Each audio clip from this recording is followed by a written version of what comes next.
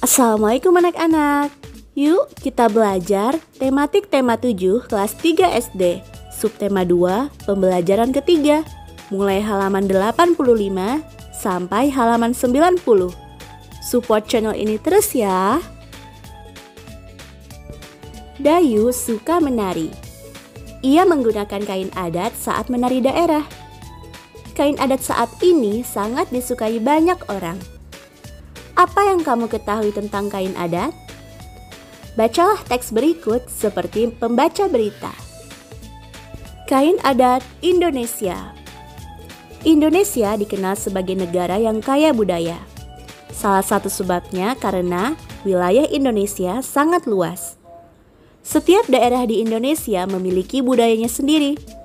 Salah satu kekayaan budaya Indonesia adalah kain adat. Setiap daerah memiliki kain adat. Kain songket dikenal sebagai kain adat orang Melayu. Kain sasirangan dikenal sebagai kain adat suku Banjar di Kalimantan.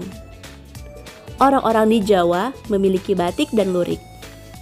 Kain tenun dikenal sebagai kain adat dari Nusa Tenggara. Kain adat Indonesia sangat istimewa. Kain adat dibuat dengan menggunakan bahan yang ada di lingkungan tempat tinggal. Warna kain juga berasal dari bahan alam. Kain adat umumnya dibuat dengan cara ditenun tangan. Kain adat memiliki banyak fungsi. Kain adat dapat digunakan sebagai bahan pakaian sehari-hari. Kain adat biasanya dipakai saat upacara adat. Kain adat juga banyak digunakan sebagai baju tarian daerah. Kain adat sering digunakan dalam upacara perkawinan. Di beberapa daerah, kain adat juga digunakan saat ada keluarga yang meninggal. Kain adat yang paling dikenal adalah batik. Batik ditemukan hampir di semua daerah. Setiap daerah memiliki batik dengan ciri yang berbeda. Batik merupakan pakaian nasional Indonesia. Sebagai rasa syukur akan kekayaan pakaian adat, bangsa Indonesia memperingati Hari Batik setiap tanggal 2 Oktober. Kamu telah membaca teks kain adat Indonesia. Lengkapi tabel berikut dengan nama-nama kain yang kamu ketahui. Yang pertama, ada kain songket berasal dari Melayu. Yang kedua, ada kain sasirangan berasal dari Banjar. Yang ketiga, ada kain tapis berasal dari Lampung. Yang keempat, ada kain besurek yang berasal dari Bengkulu. Dan yang kelima, ada kain batik yang berasal dari Jawa. Sekarang, ayo menulis. Pelajari kembali teks kain adat Indonesia. Amati kalimat pertama dari setiap paragraf. Tuliskan informasi yang kamu dapatkan dari setiap kalimat pertama. Pokok-pokok informasi pada paragraf 1. Indonesia dikenal sebagai negara yang kaya budaya. Pokok-pokok informasi paragraf 2. Salah satu kekayaan Indonesia adalah kain adat. Pokok-pokok informasi paragraf 3. Kain adat Indonesia sangat istimewa.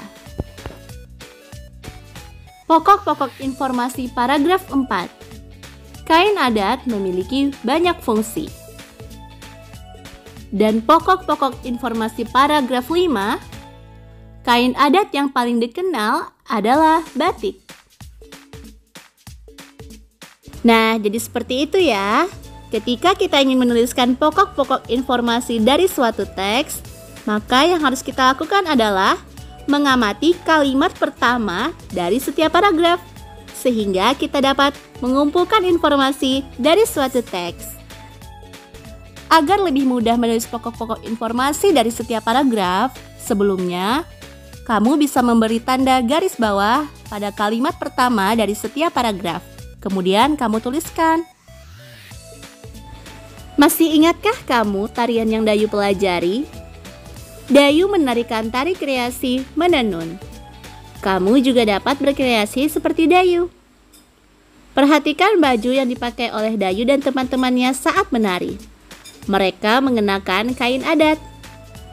Motif kain adat Indonesia sangat beragam. Ada motif bunga, hewan, dan bentuk bangun datar. Amatilah motif kain adat berikut. Motif apa saja yang kamu temukan? Ya, pada motif dekoratif berikut, kita dapat menemukan motif alami seperti bunga, daun, akar, dan cangkang siput. Lalu juga ada motif geometris seperti bentuk lingkaran dan bentuk segitiga. Sekarang, amatilah gambar berikut yang merupakan salah satu motif dari kain adat. Ada yang bentuknya simetris dan tidak simetris. Kira-kira apa ya perbedaannya? Bentuk simetris berarti bentuk tersebut memiliki simetri lipat. Sedangkan bentuk yang tidak simetris berarti bentuk tersebut tidak memiliki simetri lipat. Ciri-ciri bentuk atau bangun datar yang memiliki simetri lipat antara lain: yang pertama, dia dapat dilipat menjadi dua bagian yang sama besar. Yang kedua, lipatan saling menutupi dengan tepat. Dan yang ketiga, dia memiliki sumbu simetri. Adapun ciri-ciri jika bentuk atau bangun datar itu tidak simetris, maka dia tidak dapat dilipat menjadi dua bagian yang sama besar. Lalu, lipatannya tidak saling menutupi dengan tepat, dan bentuk tersebut tidak memiliki sumbu simetris. Perbedaannya jelas sekali ya antara gambar yang simetris dan yang tidak simetris. Gambar yang simetris bentuknya apabila dilipat dan dibuka kembali, maka bagian kiri dan kanannya itu terlihat sama bentuknya. Berbeda dengan bentuk yang tidak simetris. Apabila dilipat, dibuka kembali, maka antara bagian kiri dan kanan itu bentuknya berbeda. Sekarang marilah kita berlatih untuk mencari banyaknya simetri lipat pada bangun-bangun berikut. Bangun yang pertama adalah bentuk bangun datar lingkaran. Berapa jumlah simetri lipat pada bangun lingkaran? Untuk menghitung banyaknya simetri lipat pada bangun datar, kita menghitung bekas lipatannya ya. Bekas lipatan yang simetris. Jadi pada gambar ini, bekas lipatan yang simetris itu ditandai dengan garis berwarna merah ini, garis pembaginya. Jadi, ada berapakah banyak simetri lipat pada lingkaran? Ya, ada 4 buah simetri lipat pada bangun datar lingkaran. Sumbu simetri atau bekas lipatannya sebagai penanda banyaknya simetri lipat, Ibu tandai dengan garis warna-warni ya. Pada lingkaran itu ada 4 garis warna-warni, warna merah, kuning, hijau, biru. Artinya itu ada 4 bekas tanda lipatan atau sumbu simetri. Itulah banyaknya simetri lipat. Dan ingat, bekas lipatan atau sumbu simetrinya harus bisa membagi bangun tersebut menjadi 2 bagian yang sama. Lanjut pada bangun datar yang kedua adalah persegi. Berapa banyak simetri lipat pada bangun persegi?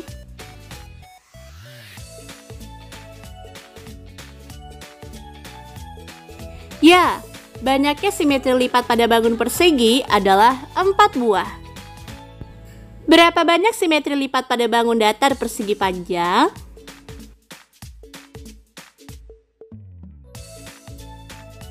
Benar, banyaknya simetri lipat pada bangun persegi panjang adalah 2 buah. Berapa banyak simetri lipat pada bangun belah ketupat? Ya, ada 2 buah simetri lipat pada bangun belah ketupat. Ada berapa banyak simetri lipat pada bangun datar segitiga sama kaki?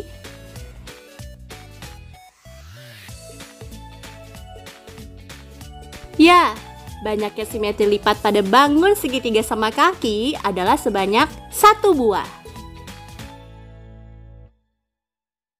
Sekarang coba kamu buktikan. Apakah bangun berikut termasuk bangun simetris atau tidak simetris? Jelaskan alasanmu. Nah, kamu bisa membuktikannya dengan menggambar gambar berikut pada kertas, lalu kamu gunting kertas tersebut mengikuti pola yang kamu buat.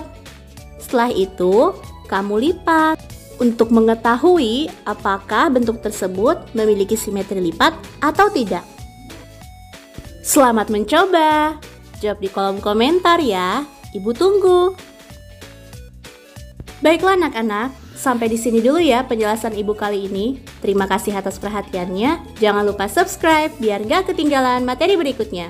Wassalamualaikum warahmatullahi wabarakatuh.